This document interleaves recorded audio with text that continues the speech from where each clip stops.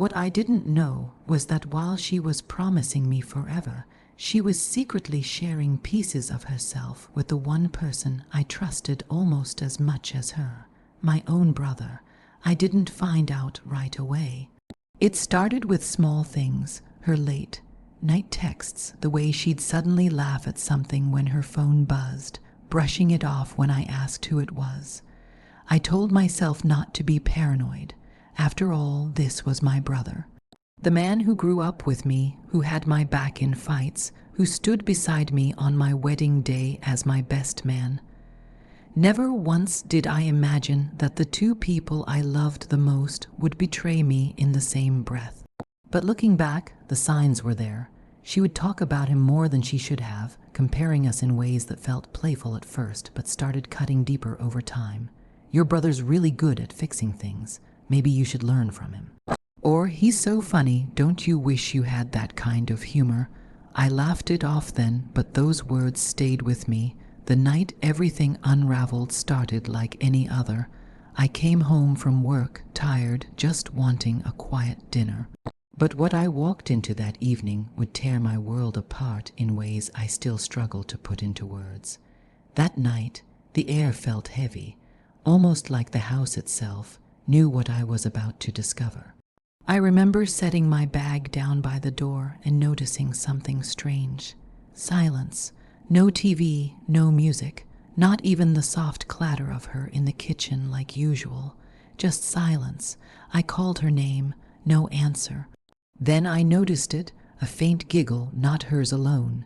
His, my brother's laugh, the one I'd recognize anywhere. It drifted from down the hall, muffled but unmistakable. My heart stopped. At first, I tried to reason with myself. Maybe he had just come over to help with something. Maybe I was imagining things. But as I moved closer to the bedroom door, the sounds grew clearer. Her voice, soft and low, and then his, intimate, familiar in a way they had no right to be. I froze outside that door, my hand trembling against the knob. I couldn't breathe. It felt like my chest was caving in, like the world I had built with her was collapsing in seconds. And then, through the crack of the door, I saw enough to shatter me completely. Her hair spilled across the pillow, his hand on her skin, their whispers blending together in a way that made me want to tear my ears off so I wouldn't have to hear it. It was my wife with my brother.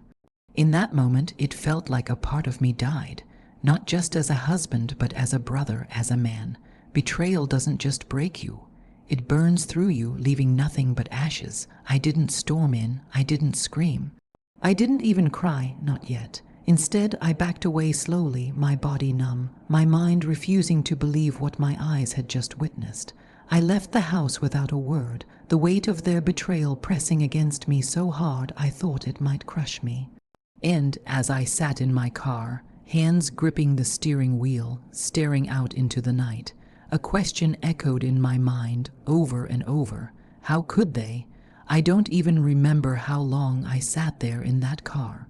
Minutes, hours, time lost all meaning. All I could feel was the sharp sting of betrayal running through me like poison.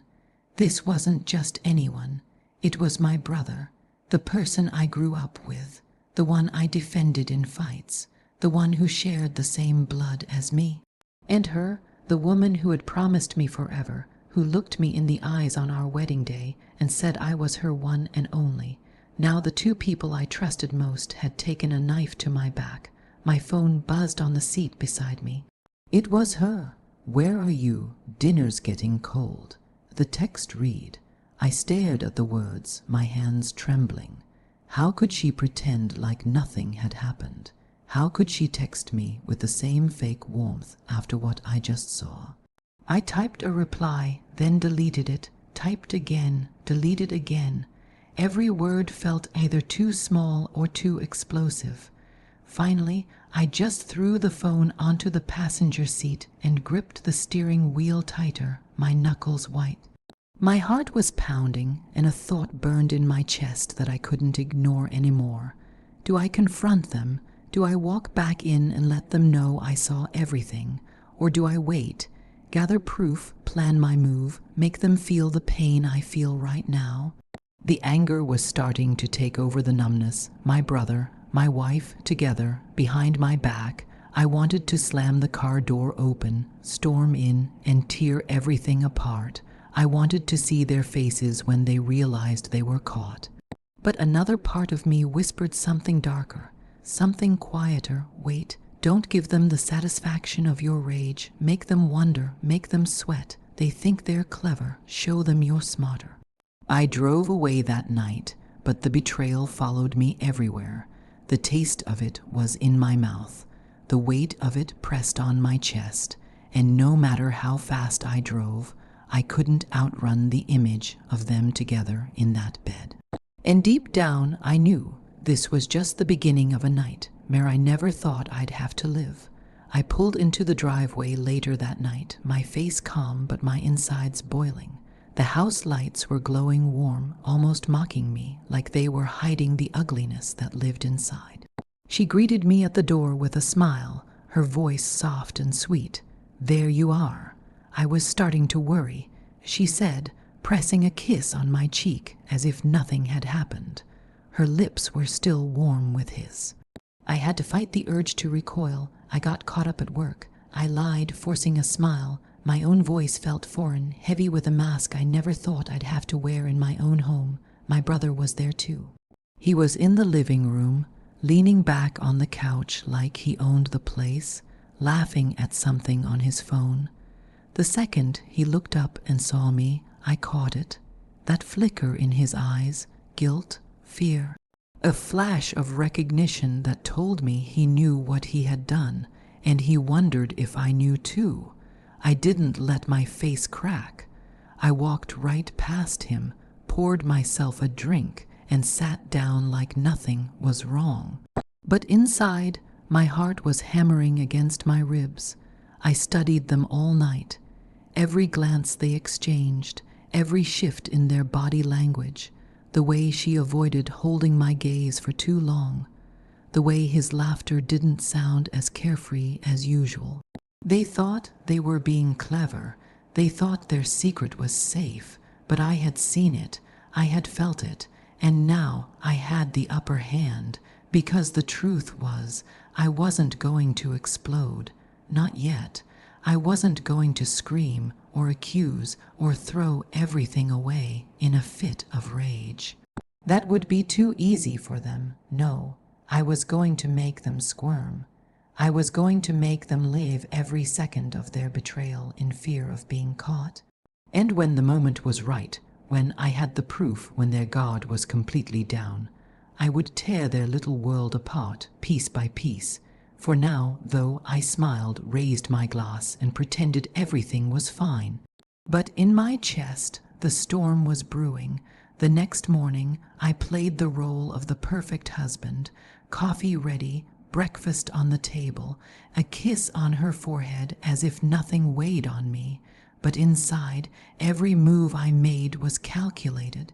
I asked casual questions, little ones that seemed harmless but carried the sharp edge of suspicion. "So, what did you two do yesterday while I was at work?" I asked, pretending to scroll through my phone. She didn't flinch at first, but her answer came a beat too late. "Oh, nothing much. Just watched some TV, I think." My brother, on the other hand, shifted in his seat, cleared his throat, muted his phone. The small tells of a man who wasn't comfortable in his own skin. I wanted to laugh.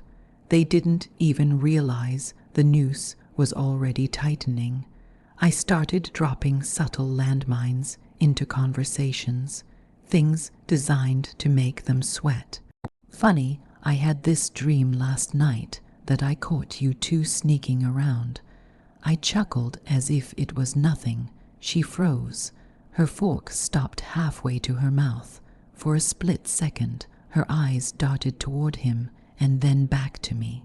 "Wow, what a weird dream," she said, forcing a laugh. "Weird dream, huh?" My gut screamed otherwise. That evening, I accidentally came home earlier than usual. I stayed in the car, engine off, and just listened. Through the slightly open window, I heard voices inside.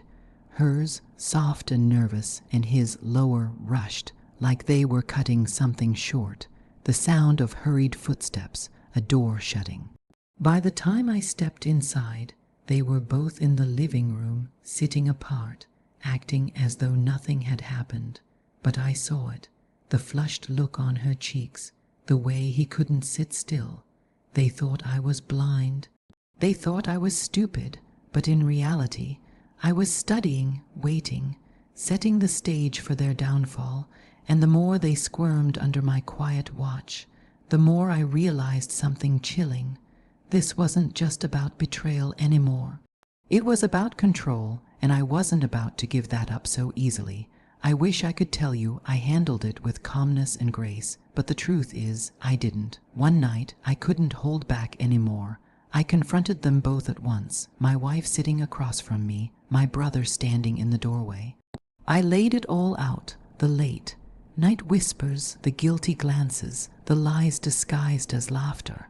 At first, they denied. Then the silence between them told me everything I needed to know. My wife cried, begged, swore it didn't mean anything. My brother said nothing, because cowards rarely do. And in that moment, the two people who were supposed to love me the most became the strangers I never wanted to know. I walked away, not because I was weak, but because staying would have meant losing myself. She said I was her forever, but forever ended the moment she chose him. Now, my life isn't perfect, but it's mine, and that's something no betrayal can take away.